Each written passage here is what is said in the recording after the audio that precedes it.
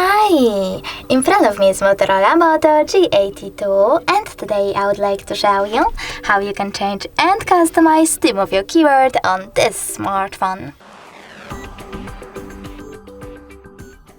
You need to begin by opening Settings and scrolling all the way down.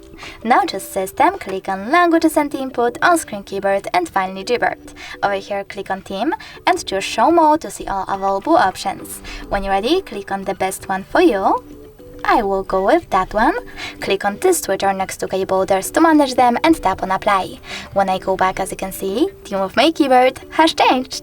But you can always go into exactly the same settings, swipe up and click on this plus icon under My Themes. Now select the photo that you wish to apply, pinch it to scale and drag it to move.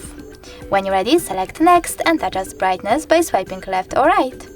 Finally click on Done, manage keyboarders and choose Apply.